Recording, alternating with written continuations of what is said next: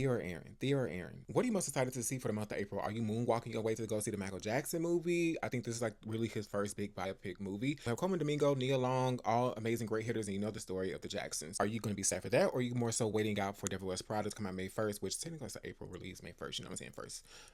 Yeah. So here's some of the movies that I personally have on my radar that I'm really excited about watching. The first one being Touch Me that came out April 1st. It doesn't have a release anywhere near me, but it stars Lou Taylor Pucci, who I don't know, I have like he's so cute to me. And y'all remember him from Evil Dead, the remake that was amazing, incredible. Touch Me is described as a comedy horror sci-fi movie where two codependent best friends become addicted to the heroin-like touch of an alien narcissist who may or may not be trying to take over the world. Yeah, I'm interested in that. The drama stars Zendaya and Robert Pattinson, an absolute comedy horror drama movie that I think everybody needs to see and watch. Maybe you'll love it, maybe you'll hate it, maybe you'll feel somewhere in between. I really like the movie and I'm excited for a rewatch of it at some point because I think that maybe that'll make me love it or maybe not like it as much. Five Nights at Freddy's 2 came out and I was absolutely disappointed. I watched this hopeful because I was like, oh, I heard this is better than the first one. I really surprisingly enjoyed the first one. I surprisingly hated this so much. It was painful, it was horrible. I hated every minute of it actually. Not gonna lie to you. Damn. Zoinks.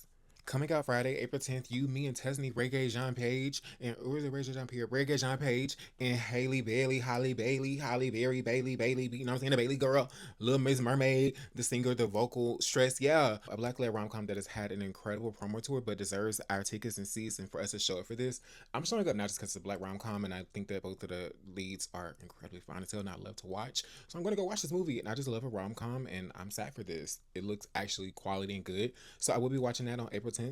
But I may be doing a double feature because I also want to see Faces of Death. Faces of Death starring Barbie Ferrer and also Charlie XCX is a thriller suspense horror movie where a content moderator for a major video platform discovers that some real crazy bad stuff of like deletions is happening and it's getting real weird. Like, who can you trust and what's real, what's not, and who gonna really do something? Like, when you see the things that's bad, whatever, how you know it's bad, but once you know it's bad, what you gonna do about it? So the Faces of Death, I'm excited for that. It looks bloody. It looks like it's gonna be a really good time. I love a good rom com and a good horror mixed in one, so might as well go see that. Those come out on April 10th. And horrors, rom com, they're the same thing, get interchangeable depending on how you look at it. So I'm gonna be watching both of those. Also, what else? Hamlet. I've never seen Hamlet. I've never seen Hamnet. So I think I may start out with Riz Ahmed because it's Riz Ahmed. Like, hello. Oh, you see the material? You know what? A modern London, South Asian Hamlet Shakespeare retelling of the story seems interesting to me, and the cast is fine. So thank ya.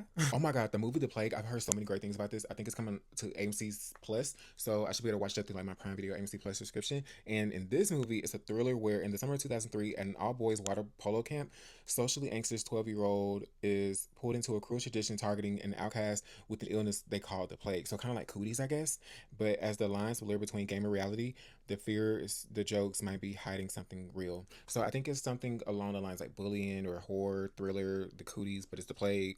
I've heard great things about it, so I'm really excited to watch that one and be able to watch that at home so we can watch that easy. Girl, it's a lot and a lot of good movies coming out of April, so thanks for sticking with me, friend. Appreciate it. Let me know if you're still here. April 17th, Lee Cronin's The Mummy, and this is no relation to the other Mummy movies, not the Tom Cruise one for sure, no shade, but the iconic Mummy movies from 1999, 2000, 2001 or whatever, and then the third one that they had where the wife was different, it wasn't, you know what I'm saying? This is a whole new thing, and it's very much so diving into horror, and the young daughter of a journalist disappears into the desert without a trace. 8 years later, the broken family is shocked when she returns to them.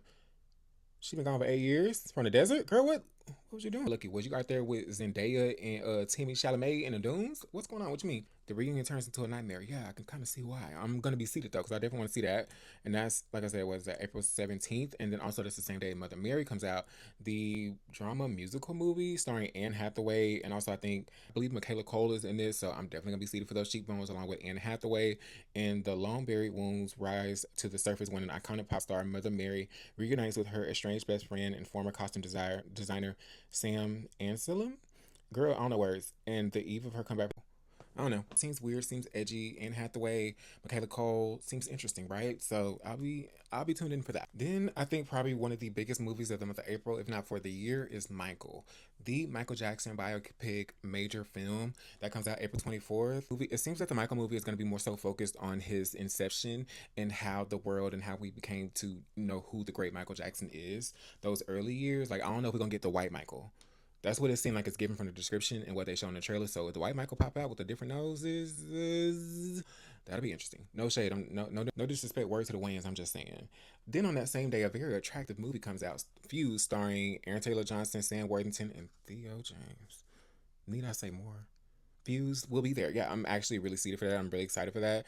And it's set in contemporary London, unfolds after an unexplored World War II bomb is unearthed at a busy construction site, forcing a massive citywide evacuations. Amid the escalating tension and chaos, a daring criminal operation is set in motion, one that uses the evacuation as a cover up. Meticulously. Okay, I don't want to read the rest. So it's some high stuff going on, girl. And it's a bunch of fine men doing it. Need any more? And Thea or Aaron or Sam? Right. Right. Because exactly. No, you understand. But when it comes to body, we know a real fine OG when we see one, right? Yeah. Oh, in the same weekend, Over Your Dead Body comes out, and that's Samara Weaving and Jason Segel, just to call. And that's supposed to be a thriller movie. The topic seems like interesting, like oh my dead body type thing. It's some seeming like some tension couple or something.